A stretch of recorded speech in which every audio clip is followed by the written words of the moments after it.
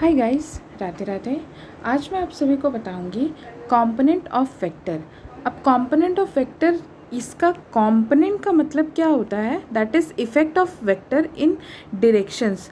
That is effect of vector in effect of vector in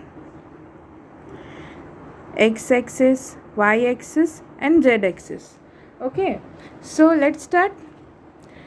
मान लेते हैं हमारा एक वेक्टर है, दैट इज ए वेक्टर।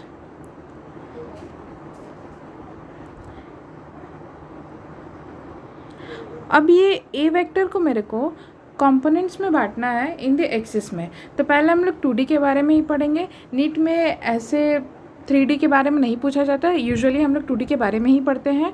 तो ये ए वेक्टर है, तो इसको अगर हम लोग मान लेते हैं हमारा एक वेक्टर इस तरीके से है, ये हमारा मेन वेक्टर है। इसको हम लोग मानते हैं कि हमारा ये वेक्टर जो है इस तरीके से था पहले, ठीक है। ये वाला मान लेते ये पहले था। अब होगा क्या कि मेरे को इसको कंपोनेंट में बदलना है। अब कंपोनेंट में बदलना है मतलब कि मेरे को एक्स एक्सिस और वाई एक्सिस में इसका कंपोनेंट चाहिए, मतलब वैल्यू चाहिए। तो वो वैल्यू मैं किस तरीके से लूँगी? दैट इज़ ये एक्स हो गया, ये वाई हो गया और ये ए वेक्टर हो गया। तो यहाँ से क्या होता है, ये जो एक्स एक्सिस वाला पार्ट होता है उसको हम लोग लिखते हैं ए कॉस थीटा, जो एंगल वो एक्स एक्सिस के साथ बनाता है, ठीक है। और ये जो रहता है इसको हम लोग बोलते हैं ए साइन थीटा, ठीक है।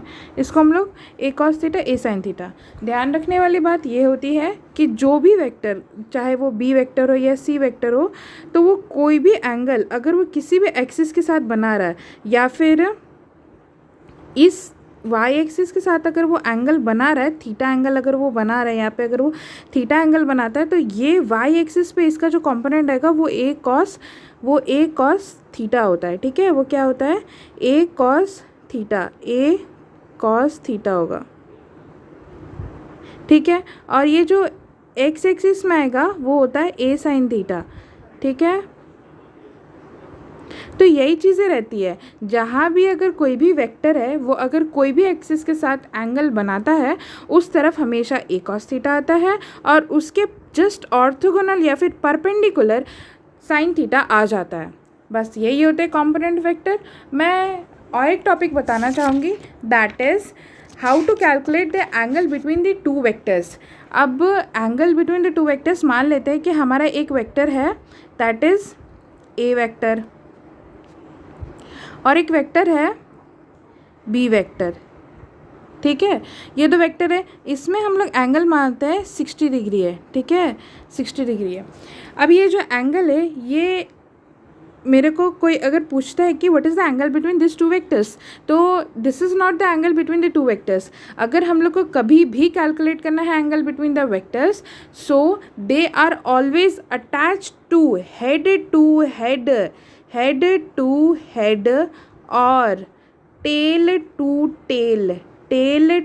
टेल, ठीक है। अगर कभी भी हम लोग को वेक्टर्स निकालना है तो उसमें वो हेड टू हेड जॉइन होने चाहिए या फिर टेल टू टेल जॉइन होने चाहिए। तो हमारा बेसिकली इसका एंगल क्या होगा? That is this. इसका एंगल होगा, हमारा ए वेक्टर यहाँ पे था और यहाँ पे हमारा बी वेक्टर था, ऐसे करके बी वेक्टर था जो कि 60 डिग्री बनाया हुआ था। अब इसको मेरे को क्या कर देना होगा कि इसको मेरे को जोड़ना है टेल टू टेल या फिर हेड टू हेड। तो मैं इसको टेल टू टेल करूँगी तो मैं क्या करूँगी? Shifting of the vector up side, ठीक है। तो मैं जस्ट इस वेक्टर को उठा करके ऊपर लेकर के जाऊँगी, तो ये इस तरीके से हो जाएगा, लाइक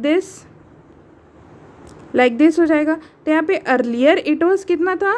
दैट इज़ 60 डिग्री और ये जो पूरा एंगल होता है वो आपका 180 डिग्री होता है।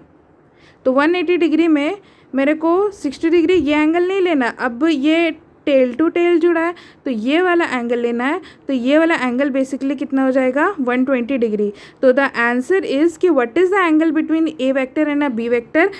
That is 120 degree, not 60 degree. ये गलत हो जाएगा, ठीक है। वो हमेशा head to head and tail to tail join होने चाहिए। Thank you.